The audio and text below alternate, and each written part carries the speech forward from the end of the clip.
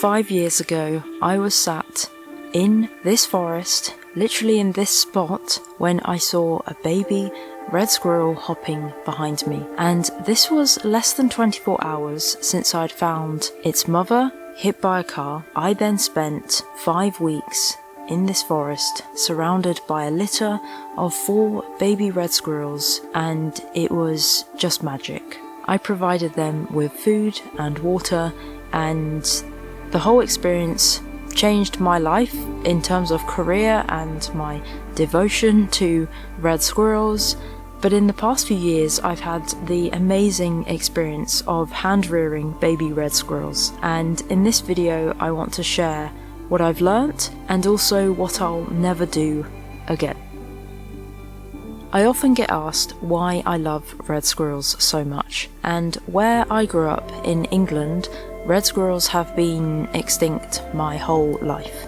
And so, because red squirrels to me were this rare and endangered animal, coming here in northern Sweden to be surrounded by red squirrels was just amazing. As a wildlife photographer, you really have opportunities to spend time with individual animals and actually observe them. And I quickly realized, being in this forest, that red squirrels can be easily identified. They have separate personalities and they are quite amusing and do weird, wacky things.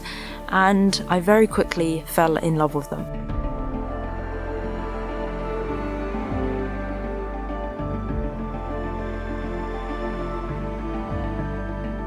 So when I found these baby squirrels in the wild, literally right here, the tree that they were born in is right there, about 2 meters next to me. When I found these baby squirrels, I realized how lucky and privileged I was to spend time with wild animals who weren't nervous of me. I still think back to those early memories, seeing these tiny, adorable little squirrels and just realizing what a unique opportunity that was. I'm not going to go into the details of this story of the 4 baby squirrels because I have a whole short film about their journey. So with this experience of the baby squirrels, I really learnt that they have very distinct personalities. Baby Pear was definitely the most bold, and just a few weeks being with these baby squirrels, I posted a video on Twitter of Baby Pear squeaking. It went viral and I had this massive influx of followers, but in that moment I actually realised how important it was to protect the baby squirrels. And I'm actually going to come back to this topic about social media and wildlife towards the end of the video. But this experience was absolutely amazing because I saw squirrels become squirrels. And by that I mean I saw tiny little baby squirrels become wild animals. I saw them learn how to move in the forest and jump between branches. They made mistakes. I saw the baby squirrels fall to the ground, which was always very heartbreaking. I saw them learn how to socialize with each other and play fight and actually fight over food. And many years later, I still think that I'm friends with one of those baby squirrels. I have been following a squirrel I call Buddy for several years, and he is always the most relaxed. When I make my squirrel whistle, which is like this, he comes usually within 5 minutes. It is almost 9 o'clock in the evening, so I'm pretty sure he's in bed, but he might turn up. But I'm pretty sure that Buddy is Baby Pear, just because both of them were very bold and would climb into my rucksack the same way, so I'm pretty sure they're the same. Next, I'm going to talk about Rue.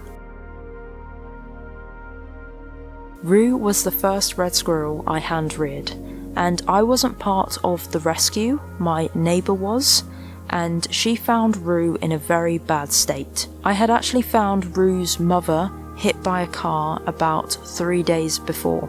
So Rue was very dehydrated, she had a big gash on her nose, and she also hadn't drank any milk for at least 3 days. My neighbour did an incredible job getting Rue into a good condition, and then I returned to Sweden and I took over hand rearing. So Rue was the only kit in her litter to survive, and so I hand reared Rue on her own, so she didn't have any other baby squirrels.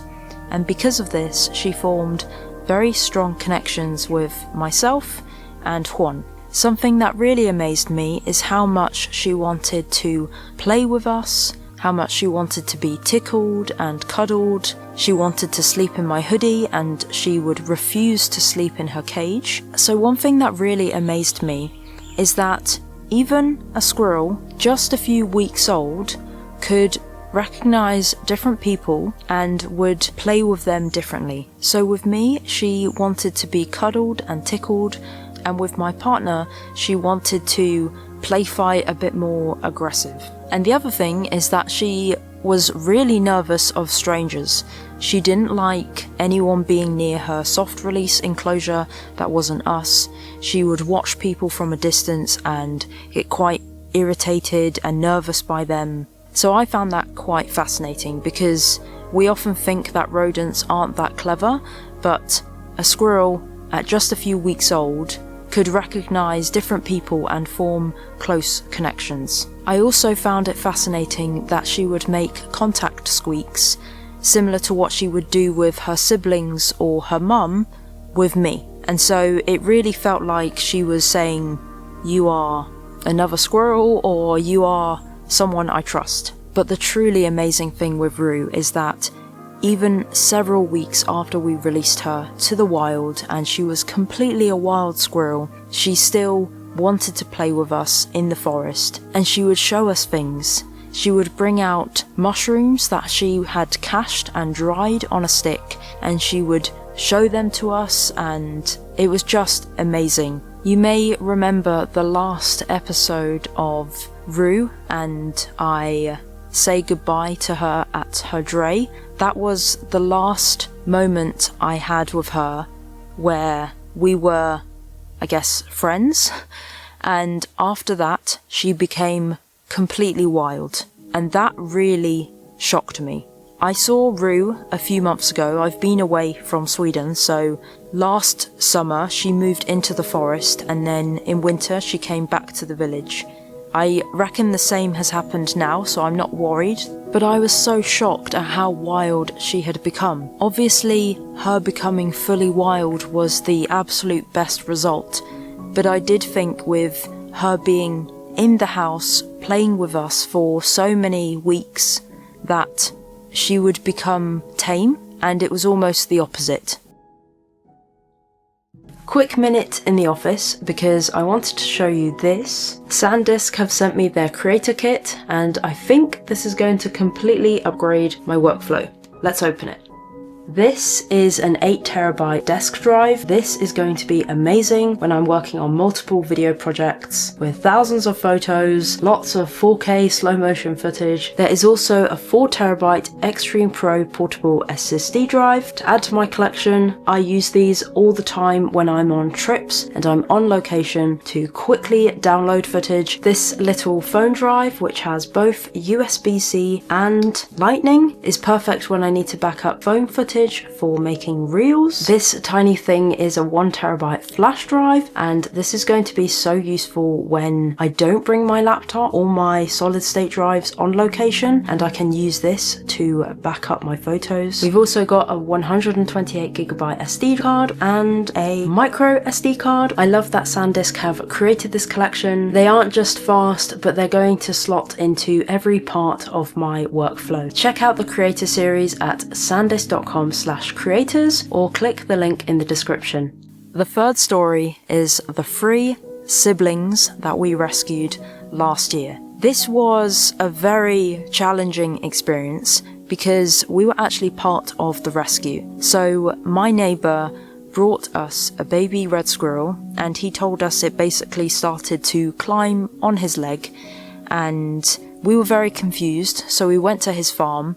Turns out there were 3 siblings, and their dray, or their squirrel nest, was in the side of a farm building. I was so confused why that mother squirrel had decided that that barn was a good idea to have baby squirrels. It was quite hot those days, and when I caught the third baby squirrel by sticking my hand into a hole in this barn, it was 10 o'clock at night and it was still so hot inside the dray. So during the day, they were almost cooking. And so this led to the second challenge after trying to actually catch them and rescue them, is that they were extremely dehydrated. And it led to one of the baby squirrels almost losing mobility in his back legs. So he was dragging his back legs, and I don't know whether that was to do with the dehydration, but it took me about 2 days to get them hydrated, and I was giving them lots of warm water with honey and salt, and they were just so extremely thirsty. Since we had rescued the entire litter of 3 baby squirrels, they were extremely cautious of us. So they had each other to play fight and socialize and be entertained. Unlike Rue, who was bored if she was on her own, these baby squirrels didn't want to have anything to do with us. Which is obviously absolutely fine. I don't need to play with baby squirrels, but it just meant feeding them was quite challenging because they were so scared of us. The female would often just tremble in fear when I was trying to feed them, and I ended up just feeding them by putting my hand into the box and giving them milk, and this was way less stressful for them. However, because they were in a box, it meant that they didn't really have space to run freely like Rue did, and this meant they got a bit more bored. With Rue, I really learnt how to find different ways to keep her entertained and provide enrichment. Baby squirrels really love little pine cones to gnaw on. They also love removing bark from sticks. They love playing with lichen. Also providing them with different interesting foods, even if it's just a small amount, like a tiny bit of cauliflower or picking some dandelion leaves from the garden. That was great for them. But of course, the amazing thing with these baby squirrels is that they could play with each other and they were actually quite entertained. But because I was nervous that they weren't getting enough sunlight and that they weren't moving and stretching enough, I decided to put them in the soft release enclosure much sooner than Rue. They also weaned off milk incredibly early, and I thought something was wrong, but they just didn't want to drink milk anymore. So one thing that I realized with these baby squirrels is that at such a young age, they had totally different personalities. Tord was a super chill guy, nothing really fazed him. He was just happy with whatever. His brother, Loki, was so energetic, loved to run around, was super fast, and lastly, their sister, Nesta, was terrified of us. She was very cautious, very alert, and I was most concerned about her just because when she went into the soft release enclosure, she actually quickly started to pace. She would spend a few hours a day in the corner of the enclosure, basically going back and forth. And because of this, she wasn't eating and losing condition very quickly. And this made me really nervous. And I had to make a really difficult decision because I knew they had the best chance of surviving the wild if I released them all at the same time. But I felt like Nesta was losing condition so quickly in the cage that she just needed to be in the wild. She was going to die in that cage anyway if I kept her longer, just because mentally she was deteriorating so quickly, and if she was extremely resilient, then she should survive in the wild. But I really felt her 2 siblings could do with 2 more weeks in the enclosure, getting a bit more weight on them, getting better at jumping across branches, but I did release them all together much earlier than Rue. And I thought the worst had happened with that female, but a month later I got footage on my camera that all 3 of them were doing well and had survived. Where are those baby squirrels now? Well, if you've been following my recent videos, you'll know that Tord, who was the super chill guy, he basically visited me the entire winter. He would come to my office window asking for occasional hazelnut or walnut, and even now he still comes to my office asking for extra good food. And I think he seems to think that he was born in the house, because he often climbs up the wall. I've seen him on our balcony. The other two baby squirrels, I don't know where they are. It would be almost impossible to recognize them. The only way I recognize Tord is earlier I mentioned that he lost mobility in his legs. Well, as a baby squirrel, he always sat really weird, and he still sits kind of weird. So that's why I'm pretty sure that's Tord. So those are all the baby squirrels that I've had the pleasure and privilege to spend time with. But what will I never do again? I think the first is underestimate their resilience. Rue got aspiration pneumonia, she fractured her leg, and she survived fine. I have seen wild squirrels with half a tail, broken fingers, and they do incredibly well. They are extremely resilient. The second thing is that I will never share that I have baby squirrels or that I'm rehabilitating baby squirrels on social media ever again. The first time when I was in this forest with baby Pear and his siblings, I shared it. Obviously, it was amazing in terms of kickstarting basically my career as a wildlife photographer, but I started to get a lot of advice from people on the internet, and I had thoroughly done my research. I couldn't capture them, and I wouldn't, because they were doing perfectly fine just being in the wild on their own and me providing them with food. But I now protect the animals I'm hand rearing. I don't share anything on social media now until they are independent and fully wild. The other thing is that I will take squirrel forums online with a pinch of salt. Anytime I got nervous, I would do my research on these squirrel forums, and most of them are just about grey squirrels in America.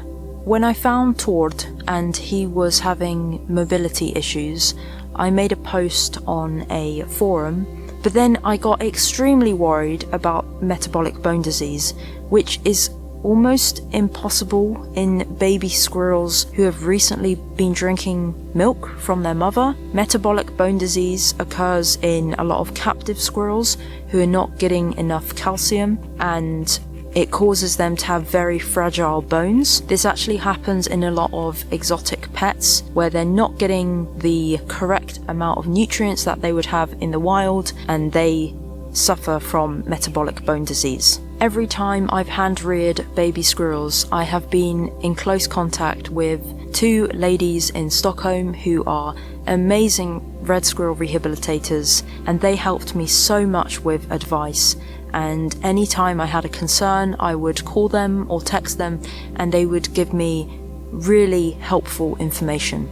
And so I trust them so much more than these online forums.